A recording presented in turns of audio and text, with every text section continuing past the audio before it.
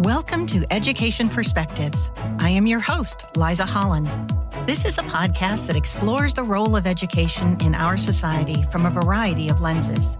Education needs to evolve to meet the needs of today and the future. Solving such huge issues requires understanding. Join me as we begin to explore the many perspectives of education. Gregg Behr is the executive director of the Grable Foundation. He is a father and children's advocate whose work is inspired by the legacy of his hero, Fred Rogers. For more than a decade, he has helped to lead Remake Learning, a network of educators, scientists, artists, and makers that he founded in 2007 to international renown. Formed in Rogers' real-life neighborhood of Pittsburgh, Remake Learning has turned heads everywhere from Forbes to the World Economic Forum for its efforts to ignite children's curiosity, encourage creativity, and foster justice and belonging in schools, libraries, museums, and more. In 2016, President Obama recognized Gregg as a champion of change for his efforts to advance making and learning.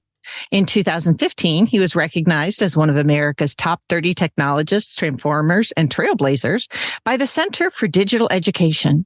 And in 2014, Gregg accepted the Tribeca Disruptive Innovation Award on behalf of Remake Learning and Kidsburg.org. Recognized for his deep and determined commitment to his hometown, Allegheny County once declared Gregg Behr Day in celebration for his advocacy for kids, their educators, and their families. He is co-author of the book, When You Wonder, You're Learning. All right, Gregg Behr, welcome to Education Perspectives. It's an honor, Liza, to be here. Thank you. Very much appreciate your time, and we'll kick you off with the same question that I ask every guest. In a 30,000-foot view, why do you think that we as a society invest in education? It's hard for me to imagine a more important topic, right? If we want vibrant communities, if we want vibrant democracies, if we want to have every child the potential to discover his, her, their potential, then the thing in which we as a public need to invest the most is education and learning. And to be sure, that's focused on our young people. But if we ever get to a better place and can really focus on lifelong learning, I would love to see that as a goal for public education, public learning in America and beyond. I just can't imagine a more important thing to talk about, in which to invest, to figure out how we ever do it better and do it right by the learners themselves. Well, I tell you, with the pace of change that we are facing today, I think we all have to be lifelong learners. And so some of us may have to retrofit how we learned, and hopefully we can bring that to our students today. Well, isn't that true? I mean, we talk about young people all the time and how we develop the learning experiences that they want, need, and deserve in and out of school, precisely because of the social and technological changes and undulations in their lives. But those undulations are the same things in my life and your life too. And how are we navigating them? What does it mean to be human and humane in these ever-changing, beautiful, difficult, messy, horrible, wonderful times? Like, that's something we all need to discover and rediscover consistently. Absolutely. I was at a workforce development event, and one of the CEOs of a big business there in the Northeast said, I need people who can learn, unlearn, and relearn. That's what I need for my employees. And I thought, gosh, is that not lifelong learning? Well, and when you read those reports from whether it's CEOs, our biggest companies, or scientists and learning scientists, or educators themselves, what is the thing that we want the most? Curiosity. Right. And it speaks to that sense of potential and wonder and learning and unlearning and relearning and learning again. Yes. Absolutely. So tell us a little bit about your education journey. What drew you to education? I think probably like a lot of teachers and educators themselves, although I'll acknowledge I'm not in the classroom. I'm at the 30,000-foot level of the education space. One, it's a product of your own experiences. And so for me, it's a product of my own experiences. I feel really lucky and privileged when I think about from my early learning experiences And I was the kid who failed kindergarten, so I had to go twice. It wasn't because of those amazing teachers. I was probably the boy who was just a little too young and so needed to finger paint and do things twice. But I think back to those teachers whose name I could call out, Mrs. Donahue and Mrs. Tomasello and Mrs. Spitznagel and Miss Stuppleby and Mr. Seif. I hope your listeners are thinking of their own teachers in their lives. I really had deeply caring adults who loved what they were doing, loved it right in front of me and my classmates, and really created vibrant learning experiences. I attended public schools, K to 12, and I just feel incredibly lucky about the learning experience that I had. And that was also true at home. Again, incredibly lucky and privileged with my childhood and the support that my parents provided and how they supported my interests, my passions, same for my brother. How lucky is that? And it's that, it shouldn't be something about which we're just lucky, right? The reason I got into education is we should be, as a public society, deliberate and intentional about creating wonderful and wondrous learning experiences for our young people, both in school and in all of those out of school places too, those museums and libraries and early learning centers and after school programs and online and all the places where kids might learn. And to me, it's just so fundamental, because if we want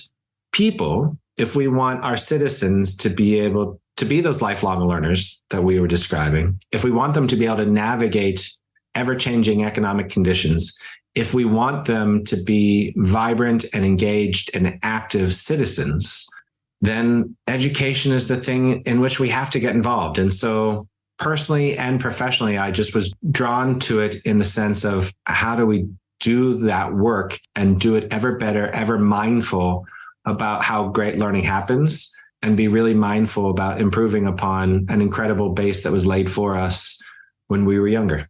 What a great answer. So now that you are where you are, and it is a little bit more of a 30,000 foot view, which we'll get into here shortly, what do you love about what you do? The people. I work in education philanthropy, which is why I referenced being at 30,000 feet.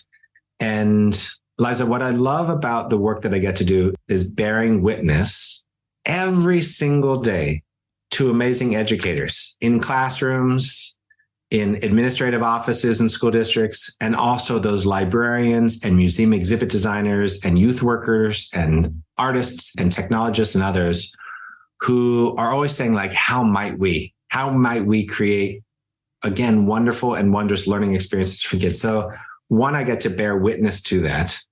Two, because of the generosity of the Grable Foundation at which I work, our job is to give away money. And so what an amazing, crazy thing to be able to support good people doing good work, trying to bring goodness into this world.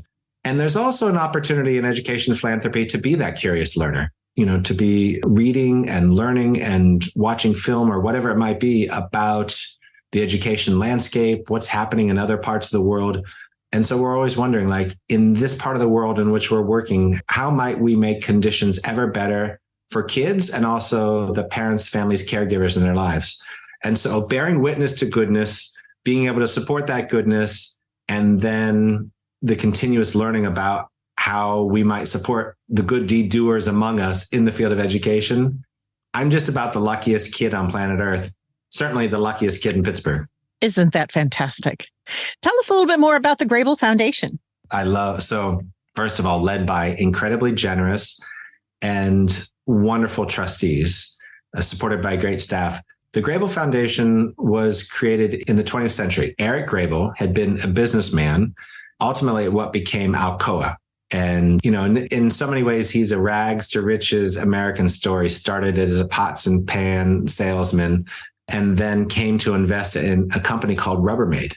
Well, it wasn't called Rubbermaid at the time, but it became Rubbermaid. And it's that fortune from Rubbermaid that ultimately funded the foundation. Now, Eric Grable passed away in the late 1950s. It was his wife, Minnie Grable, who lived until the early 90s, who endowed the foundation and created it as a lasting gift to the children and families of the Pittsburgh region. And so we're focused on kids and learning, especially kids who, for economic reasons, don't have the same opportunities as their peers. And so the grant-making foci of the foundation range from early learning to enhanced learning in our public schools, out of school time, which for us is after school mentoring and summer learning, those places where parents and families are learning together, like museums and libraries and parks, and support for parents and families as they navigate the sometimes complexity of the educational landscape. And so you think about kids and learning, I hope you'll think about the Grable Foundation and the incredible generosity and legacy of Eric and Minnie Grable. Well, the kids of Pittsburgh and the area are definitely benefiting from that generous spirit and whatnot. It's neat that you have that specific focus so you can show, hey, look at what's happening in our community. And we get to learn from colleagues around the country, whether it's the Patterson Foundation in Sarasota or the Skillman Foundation in Detroit or the McKnight Foundation in Minneapolis, Nellie Mae up in New England, the Rakes Foundation out in Seattle. We definitely have cousins all across this country, foundations doing amazing work in service to youth and the caring adults in their lives in geographies, far afield from Western Pennsylvania. And we learn from them all the time. That's such a wonderful thing. And I feel like the education community is very much like that as well. And so that kind of gives me the good segue into, I am a large admirer of yours and your podcast. Can you tell us a little bit about Remake Education? Yeah, so our podcast, which I co-host with Ryan Ridzeski, he and I are co-authors of a book entitled When You Wonder You're Learning. We're both deeply involved in a learning network that we call Remake Learning in these parts of the world. So Remake Learning, in brief, is a now 16-year old network of more than 600 schools, museums, libraries, learning settings, after-school programs, campuses of higher ed, all of which are focused on relevant, engaging, and equitable learning. It's an amazing learning ecosystem, we'd call it today, an incredible learning network involving thousands of educators and their allies and partners in the field of education. And a number of years ago, I guess it must have been at the height of the pandemic, as you and I and so many others were wrestling with what we were experiencing at the time, but also looking to ideally a more hopeful future into which on my best days, I hope we're living into. Like, what would it mean to remake the learning landscape in a way that's befitting of today's kids and supportive of their educators? And so, among other things, Remake Learning launched the Remaking Tomorrow podcast. And so it's a sort of podcast you can find wherever you find your podcasts, if you just were to search Remaking Tomorrow. And Ryan and I have now hosted, I think it's nearly 75 episodes with some of America and actually the world's most interesting and amazing educators. Folks like Kaya Henderson, who was once chancellor of the DC Public Schools and is currently the CEO of Reconstruction.us, an organization focused on unapologetically Black learning for Black learners, right? But we've also had superintendents. We've had leaders of associations of museums across America. We've had authors like Todd Rose and Angela Duckworth and Emily Oster and others. It's an incredible group of people whom Ryan and I have gotten to meet through the podcast and had some amazing conversations about the future of learning and how we might support our young people and the work that parents and families, as well as educators, might do to support our kids in the great ways that they already are and that we need to as we go forward. Well, listeners, I highly recommend checking out Remaking Tomorrow because I have certainly learned a lot, not only listening to guests, but also listening to you guys as hosts as well. So thank you so much. And that link is in the show notes if you happen to be on there. Thank you. So I would like to touch on one more thing before we get to your book. This ecosystem that you have developed with Remake Education, how do you connect that community? Are you like a convener? Do you have events? Or what is the communication system between that ecosystem like? Yeah, it's constant movement building, right? So if we think back to how Remake Learning came together more than 16 years ago, it was over breakfast of pancakes and coffee with about a dozen people who themselves, some were teachers. There were folks who worked in museums and libraries. There were a few entrepreneurs and technologists, sort of a complementary group of people who themselves cared about kids, cared about learning, but had never worked together before, right? And it was a sort of energizing breakfast that everyone at that table said, oh my gosh, I can think of 2 or 3 people that should be part of this conversation, right? Like as we're thinking about what is more learner centered, what is more future focused, how might we do better by kids in this region? And it's something that's snowballed such that, today, as I mentioned, there are thousands of teachers and administrators and designers and artists and technologists and makers and others who are involved in this network. All of it supported by this incredible team that supports Remake Learning. And so we often talk about the 5 C's at Remake Learning. And I hope I get them right, Eliza. I might miss them. Right. So we talk about the communications, right? The storytelling that brings narrative and commonality to, a disparate group and yet similarly situated group of people who are committed to relevant, engaging, equitable learning. So communications, from a website to a podcast to films and video and audio and all sorts of things that contribute to storytelling. There's an incredible amount of convening, and there are working groups around STEM learning, around maker-centered learning, personalized learning, civic learning, that bring together ranges of people from, all types of learning organizations on subject-specific matter. There's great celebration. Every year we celebrate Remake Learning Days, which is a chance to engage parents, families, and caregivers in how learning is being remade, how to support their kids in their care if they're lit up by coding or art and design or other subject matter, and then really how to build demand for parents, families, and caregivers in this work. So there's the convening and coordinating that happens through those working groups, but then also, monthly meetups and in-person meetings and Zoom meetings and annual assemblies and conferences. And then catalyzing is the 5th C. Grants that are made available, sometimes in very small amounts of like hundreds of dollars to sometimes tens of thousands of dollars, that give permission and opportunity for people to work together in advancing developmentally appropriate and yet maybe, slightly untested, not yet developed, like moonshots as we think about the types of things that we want to be doing in our schools and museums, libraries, other sites of learning. And so that money, again, often distributed in what we call little bet amounts.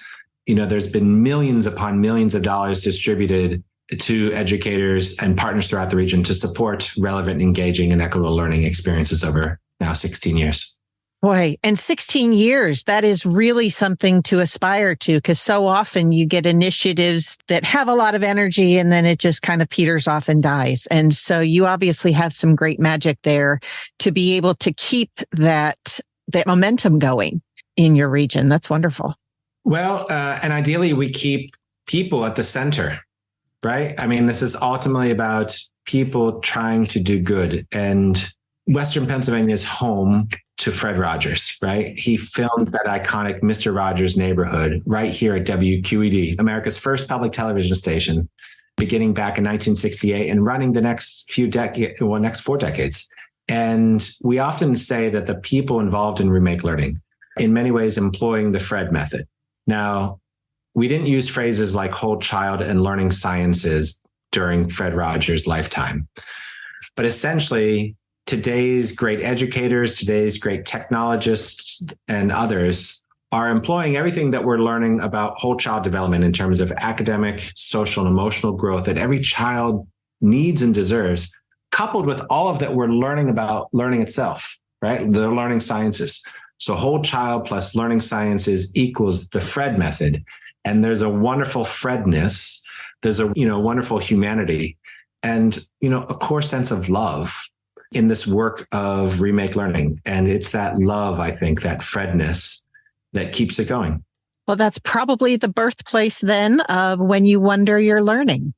Tell us about your book.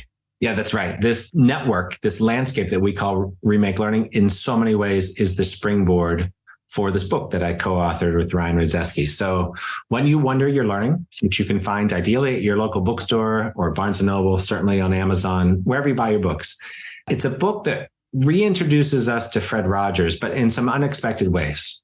We're reminded of the emotional connection that we had to Mr. Rogers, that so many generations of Americans had and still have, right? We still have deep feelings, many of us, about Mr. Rogers. And we present Mr. Rogers as a learning scientist who was decades ahead of his time. You know, Liza, I know you know well, if we look at the literature from places like MIT or Stanford or right here in our own backyard at the University of Pittsburgh or Carnegie Mellon University, and as we read about how great learning happens and the types of things that we need to be doing for kids, well, the evidence is now bearing forward what Fred did all of those years ago. So, you know, here as we sit in 2024 and beyond, surprise, surprise, the blueprints for the future of learning for America really rests in the incredible work of Fred Rogers and what he did in Mr. Rogers' neighborhood all of those years ago. And so we make that emotional connection between what Fred did, but then demonstrate how that's a path for what we need to be doing in our schools, at home, in our neighborhoods to create, you know, environments that are full with connection and curiosity and creativity and genuine wonder to support the development of kids and their futures in ways that they want, need, and deserve.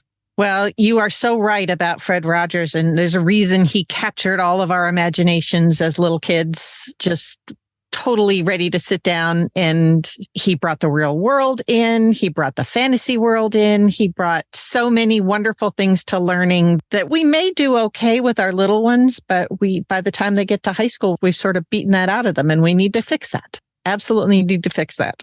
And you're absolutely right about Fred, right? And the incredible thing now, as adults looking back at what Fred did, is that it wasn't by accident. And it wasn't even just good design. He was actually incredibly deliberate and intentional about everything on that show. Who we met, the wardrobe he wore, the lyrics, the puppetry, everything. And incredibly, it was all grounded in science. This is the really interesting part of Fred's story, is how he ended up at a place called Arsenal Family and Children's Center. It's a family center that still operates in the east end of Pittsburgh. And at the time, he'd been enrolled at the Pittsburgh Theological Seminary. He was studying at the University of Pittsburgh, and he decided that he wanted to use this newfangled technology of kids to, as he said, minister to kids. Yeah, minister to children, right? Because he recognized how that technology was so attractive to kids. Like, think today of the devices, the software, the opportunities in kids' lives, right? Akin to television. And Fred ended up at this place called Arsenal Family and Children's Center, where there was a remarkable happenstance, Liza, of 20th century psychologists and psychiatrists, pediatricians. There were folks like Dr. Benjamin Spock, Eric Erickson, maybe most importantly, Margaret McFarland, who became Fred's lifelong mentor and dear friend. So studying at this place, where there, in retrospect, was a Mount Rushmore of 20th century people working in the field of child development theory and practice, he took all of that and in ways that are entirely seamless to us, blended it into that program. And with today's eyes, we can look back and see what Fred did, which enables us to look forward to see what we need to do for today's kids. That's the Fred method. To some extent, I think we need to get back to some of the things that he really put forward, for sure. Did you ever get an opportunity to meet him? I did. So one of the great joys in my life is that I met Fred Rogers. Living in Pittsburgh, it's incredible the stories that people have because he was one of us, right? And I also, during the last few decades of her life, got to know Joanne Rogers, Mrs. Rogers, his wife. In fact, Joanne wrote the foreword to our book. It's probably one of the last things she did on planet Earth before she passed. And I remember, Liza, I remember calling Joanne when we were thinking about this book, right? And we're like, oh, we're thinking about this book and representing Fred Rogers as a learning scientist. And here's how we're proposing to do it. She loved it. She was so amazing. I mean, Joanne she could give you a hug through a telephone. It was amazing. But what she did say was, make sure you present him as a human being, right? Like, his work is accessible. His work is a blueprint for us. But if you present him as a saint, it won't be. And here's the thing. He wasn't a saint. Like, the guy got mad. The guy got angry. He was just like you and me. And so we always took that deep to heart from Joanne. And then also people that worked with Fred, whether it's someone like Bill Eisler or Hedda Sharp, so many others, David Newell and others who worked with Fred, with whom we've gotten to interact and connect and really understand the neighborhood and how it worked. And we call it the Fred method, but in so many ways, it was like the Fred Village method, because it was all of those people and others who contributed to the neighborhood, which was at the core ethos of the neighborhood itself, to be sure. One of the things that I was thinking about that as I was starting to read your book, I haven't had the luxury of getting to read all of it yet, but just the memories that I personally have here, decades later. And one of the things that I loved was his ability to talk to kids about it's okay to fail. It's okay to make a mistake. It's okay to try again. And that's something that I just really feel like we should infuse back into our teaching, because this whole fanatical test score, got to get an A thing is causing a ton of anxiety out there. Yeah, Liza, you're so right. He, in that program, and he often talked about one little buckaroo on the other side of the screen. He conveyed and created an environment of psychological safety. Yes. Which is what kids need. Kids need to know that they're safe and that it's okay to ask questions. It's good to wonder, that they have caring adults around them who are going to support them. And and your listeners likely know, that at the core of every single one of those programs was the sensibility that I like you just the way you are, right? Now, importantly, when Fred said that, he wasn't saying like, hey, everything that you do is great, or like everything that you do is okay. What he was saying was, I see you, I recognize you, and I refuse to reject the humanity that you bring to planet Earth, right? I like you just the way you are. And that conveyed confidence and safety and warmth and welcoming for learners, which is what every learner in every classroom and every library and in every home and in every neighborhood and every bus stop, we all need that. And every employee in every organization and all the way through our society. Absolutely. So incredibly powerful. You're so right, Liza. I mean, we're not just talking about our young people or our teens. We are talking about people and humanity, right? That's been a surprise for me and Ryan, as we've had the incredible privilege to travel around the country and to talk about this book. How often, in ways that were initially unexpected to us, people would come up and say there was something incredibly healing about reading about Fred in this way. And it's a reminder that, it goes back to the early part of our conversation. Learning isn't limited to our young people. Learning is something that's ideally positively and constructively contagious for us all. Absolutely. So we've talked a lot about the amazing, great stuff that's been happening, but education is not an easy boat to turn. Tell us about what the biggest challenges that you've faced in doing this work have been.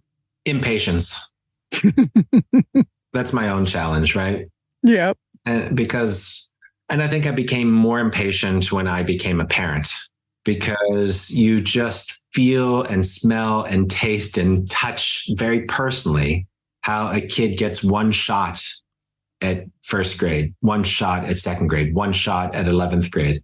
And then you start to see your kids and other kids in every community, right? And somehow parenthood, or it could be your nephews or nieces or your neighborhood kids, like it becomes so personal.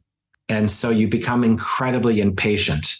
And yet I'm someone who also deeply believes that systemic change, whether it's in our school systems or in our learning landscapes generally, doesn't happen in grand moments. It's not like, and now we shall let no child be left behind, right? It's, whatever the aspiration is, like now we'll land on the moon. You need those moonshots.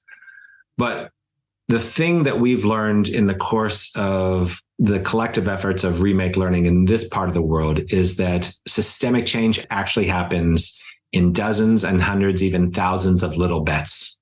Yep. Little bets made by real people in real learning places. And it's the compilation of all of those little bets that actually yield systemic change, actually yields the culture, the mindset, the expectations that deliver the results our kids need.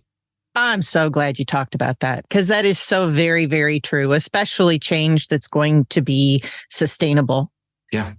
All those little bets, those little wins, that's fantastic. It's got to be sticky. And I will add to that something I'd said earlier. All of the work of reform or innovation or whatever word we want to use, honestly, will be completely faddish and passing unless parents, families, and caregivers genuinely value it. And so in the work of education, we have to find ways to build allyship, genuine allyship and partnership with our parents and caregivers. And I feel like even our business and industry and, nonprofits and all that other kind of thing too, it's a societal thing. It's not something that is done in isolation. If we want to live in that wonderful, positive economic, helpful, supportive world, it's got to take all of us. It's that whole, it takes a village thing. Yeah. You're absolutely right, Liza. It's the neighborhood, right? Mr. Rogers built a neighborhood. Mr. Rogers built a neighborhood. Oh, man. Yes, that is a perfect way to bring that back around. So, final question. What would you like for decision makers to know? And that could be at whatever level you can choose. Oh, it's a great two things. I'm hopeful I know this myself, but others, whether they consider themselves little or big decision makers, I hope there's deep appreciation for educators and who they are and what they do. We get into this narrative sometimes that our schools haven't changed since the industrial age. And I can't imagine a profession that's been more deft, more attentive to its own craft, more flexible than has the teaching profession. And so I would want policymakers, decision makers, administrators, board members, whomever, to deeply appreciate the teaching profession itself and what teachers do. And then my second hope would be that we think seriously and deliberately, maybe inspired by Mr. Rogers, about what joy and love actually look like and feel like, and what we experience when we experience joy and love in our schools, and how we can make sure that it's just embedded in everything that we do. Because as Fred taught us so well, learning and love are linked. There will never, can never, won't ever be great or good learning absent genuine love and caring.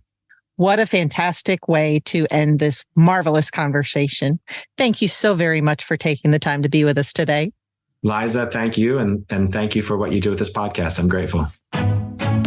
Thank you so much for listening to this episode of Education Perspectives. Feel free to share your thoughts on our Facebook page. Let us know which education perspectives you would like to hear or share. Please subscribe and share with your friends.